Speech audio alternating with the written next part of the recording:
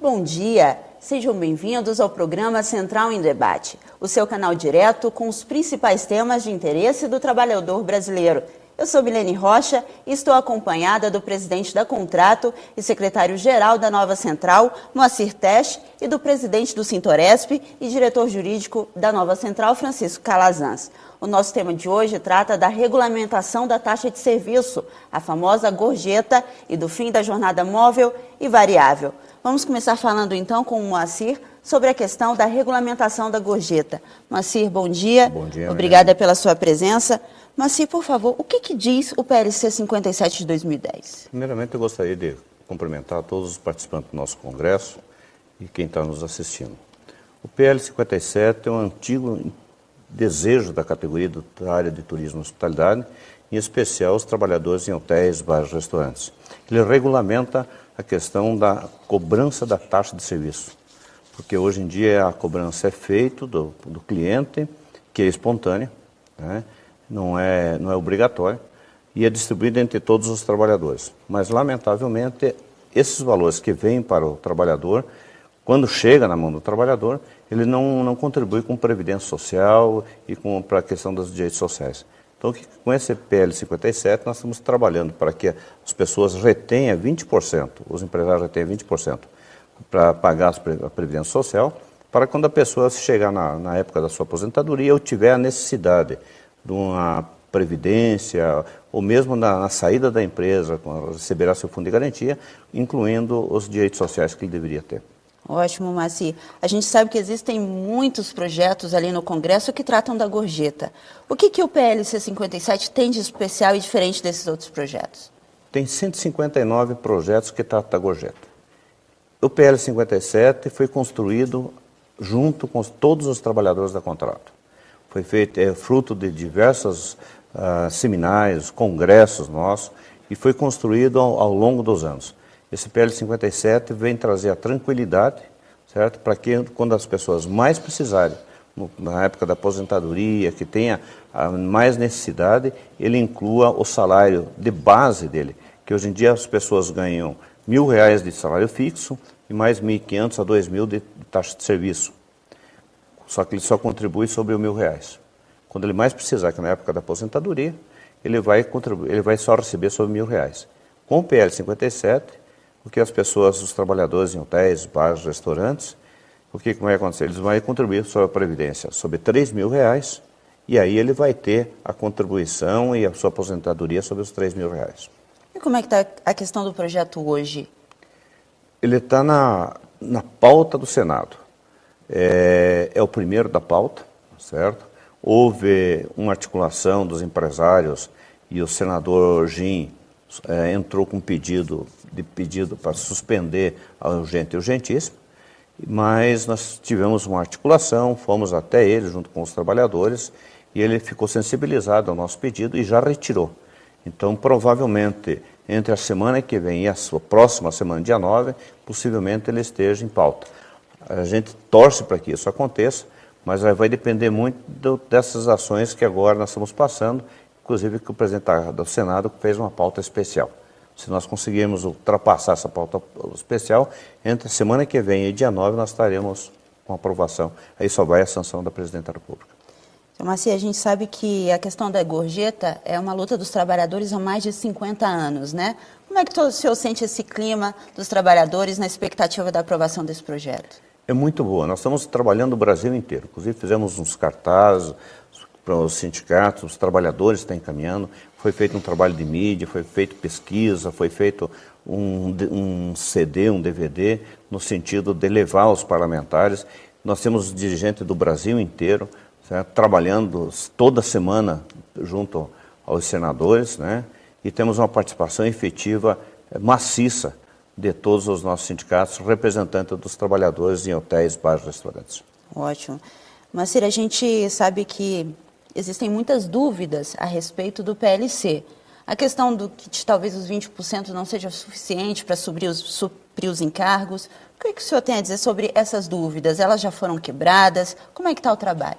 Foi feito um trabalho junto com o DIESE, dos cálculos do que significaria esses valores esse 20%, se cobriria essa despesa. Cobre tranquilamente. Tá? O que os empresários querem tirar e ter lucro em cima da gorjeta que o cliente dá para os trabalhadores. Isso nós não podemos aceitar. Eles já têm o lucro deles, já é previsto, já é o suficiente. E eles ainda têm a vantagem de contribuir com a gorjeta na sua folha de pagamento. Eu acho que é a única categoria que o cliente paga diretamente parte do salário para os seus trabalhadores e não o próprio empresário. A gente sabe que o empresário ele propôs algumas emendas, algumas alterações no texto do projeto. A contrato e os trabalhadores acreditam que realmente não precisa nenhuma alteração no texto do projeto. Eu acho que não, por causa que as emendas que eles querem tirar é a fiscalização. Eles querem que nós não fiscalizemos o dinheiro. Se nós, quando trabalhamos no caixa, eles colocam diversas câmeras, certo? Para segurança, para o trabalhador que está ali não coloque, não desvie o dinheiro dele. Qual é a garantia que nós, os trabalhadores, temos que ele vai pegar o dinheiro correto e no final do mês vai repassar aos trabalhadores? Então nós temos que ter essa fiscalização, né? E inclusive com estabilidade para essas pessoas, para não ser cometida de justa causa ou de uma outra forma que eles queiram aplicar aos trabalhadores. Ótimo. Mas a gente está no meio de um grande congresso realizado pela Nova Central e certamente nós temos aqui trabalhadores que também torcem e esperam pela aprovação do projeto. O senhor pode mandar um recado para esses trabalhadores que estão assistindo o Central em Debate? Eu gostaria de dizer que nós temos uma satisfação imensa de estar participando desse evento, de estar ajudando a coordenação, de estar ajudando a construir um Brasil melhor. Nós estamos aí com 15 oficinas, né? Temos uma especificamente da Copa do Mundo, tá? Que trata diretamente dos trabalhadores na questão do turismo e hospitalidade. Eu peço a confiança deles e que ele acredite na Nova Central, acredite na contrato, que os nossos compromissos com eles são fiéis, tá? E por isso que nós estamos à frente desse trabalho, defendendo os interesses dos trabalhadores. Você acaba de ficar por dentro de tudo a respeito do projeto 57 de 2010, que trata da regulamentação da gorjeta. A gente volta já já e vai falar sobre o fim da jornada móvel e variável.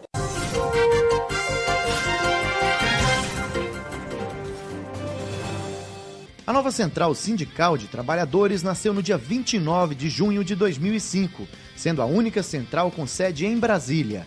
É composta por 5 confederações, 82 federações e mais de 1.000 sindicatos. Representa cerca de 10 milhões de trabalhadores em todo o Brasil. A entidade tem forte atuação nos movimentos sociais e políticos do país. Sejam bem-vindos.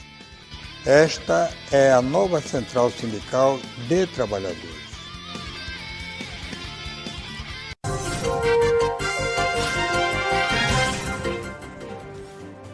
Olá, estamos de volta com o programa Central em Debate. Aqui você fica por dentro de tudo o que acontece no terceiro congresso e sobre os principais assuntos de relevância para o trabalhador. A gente vai falar agora sobre a questão da jornada móvel e variável que foi extinta graças à luta dos trabalhadores. A gente vai conversar com o presidente do Sintoresp, o Francisco Calazans.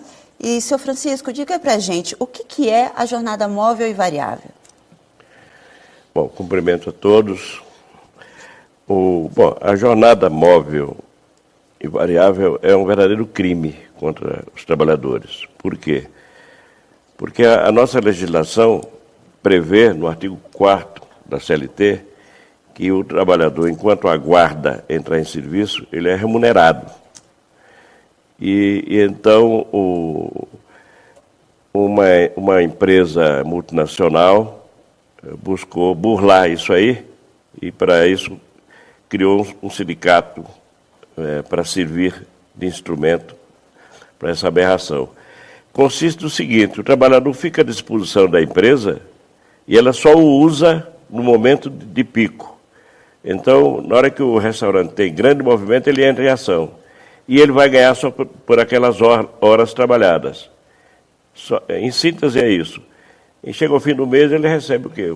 Só pelas horas trabalhadas. Isso não existe na nossa legislação. A empresa tem que assumir o risco do negócio e o quadro de funcionário que ela tem que ter tem que ser um quadro suficiente e não ficar esporadicamente usando pessoas para trabalhar no horário de grande movimento para depois pagar um salário miserável, que consiste, inclusive, numa ilegalidade flagrante, que é receber menos do que o salário mínimo, quando a nossa Constituição assegura que ninguém pode, trabalhando, receber menos do que um salário mínimo. A questão da jornada móvel é como se eles não tivessem um horário fixo exatamente para trabalhar. Eles ficam à disposição da empresa durante todo o expediente. Ficam aguardando, então, iludidos ali, coloca lá o computador para eles ficarem mexendo, uma televisão para ficar assistindo. E aí, na hora que dá muito movimento, entra esse serviço, marca o cartão. E na hora que o movimento diminui, não precisa trabalhar mais. Então, ele registra só aquele horário de grande movimento. Isso é absolutamente legal. Isso chega às raias da escravidão. E é isso que nós combatemos e gritamos muito. E o nosso grito foi ouvido pela Procuradoria de Pernambuco, que então, aí sim, com a assistência da nossa confederação, contrato, com o nosso presidente Moacir, e ali então se fez um acordo com a McDonald's, ela pagando uma multa bastante significativa, e resolvendo, ficando proibida a jornada móvel e variável em todo o território nacional. Então vale para todo o Brasil. Esse acordo que foi feito entre o McDonald's e o Ministério Público do Trabalho, então não vale só para aquele estado, para todo o Brasil. Para todo o Brasil. Antes já havia sido feito um acordo com o nosso Sintoresp, sindicato que eu presido, e a exceção do município da capital de São Paulo, que é o município abrangido por esse sindicato que serve de instrumento para essa aberração, tal do Sindifest, e os municípios da Grande São Paulo já estavam, o problema estava resolvido com relação à jornada móvel variável. Depois, para o restante do Brasil, é que foi estendido através da Procuradoria do Trabalho de Pernambuco. Calazans, o trabalhador que ainda se vê nessa situação, depois desse acordo, o que ele deve fazer? Bom, deve procurar o seu sindicato, né, e nós estamos atentos lá a isso, e fazer com que a empresa cumpra a nossa legislação, que isso é absolutamente legal. Ótimo. Qual a importância, Calazans, da intervenção, por exemplo, do Ministério Público nesses casos? Muito importante. Aliás, eu até aproveito para dizer aqui o seguinte, que essa atuação do Ministério Público de Pernambuco nos inspirou a combater a PEC 37. Porque nós fizemos a separação. Nós sabemos que alguns procuradores do trabalho, eles, em função da sua autonomia, eles exageram um pouco no tratamento com os sindicatos. E há uma certa queixa no meio sindical com relação a alguns procuradores. Mas a Procuradoria, ou seja, como instituição, o Ministério Público tem que ter essa capacidade de investigação, e foi em função dessa capacidade de investigação que ocorreu essa solução desse problema tão importante para nós. Ótimo. Os trabalhadores que ainda têm dúvidas sobre o assunto, sobre o que é a jornada, podem procurar o Sintoresp, por exemplo, para, enfim, sanar essas dúvidas? Sim, claro. E nós temos, além disso, com essas empresas de fast food, nós temos ainda a questão da alimentação, que também está sendo discutida e provavelmente e também sendo resolvida através da Procuradoria de Pernambuco, que é aquela coisa de fazer com que os funcionários usem aquele lanche que para um dia, ocasionalmente, é bom, mas para cotidianamente se alimentar daquilo é ofensivo à saúde, já está devidamente provado cientificamente que faz mal à saúde. Então, também temos esse problema aí em que há o debate e que os trabalhadores devem procurar o Sintoresp, em São Paulo, o Sintoresp, em outros estados, os sindicatos da categoria profissional, para nosso, de hotéis, restaurantes, bares, para acionar a empresa.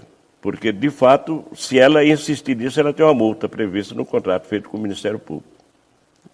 Tem alguma mensagem, algum recado que o senhor queira deixar para os trabalhadores, enfim, que eles não se deixam ser ludibriados pelas empresas?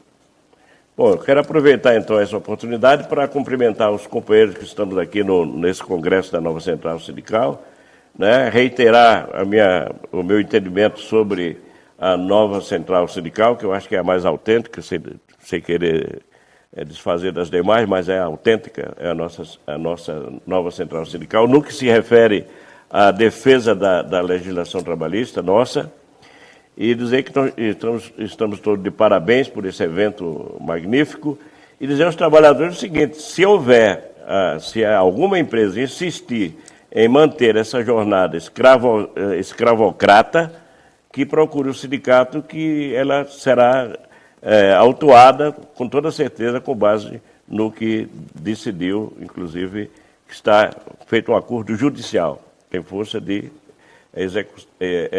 uma ação executável. Ótimo, Calazans, muito obrigada. Mas e sobre essa questão também da jornada móvel e variável, qual é o posicionamento da Contrato a respeito desse assunto? A Contrato sempre esteve junto ao Centro-Oresp.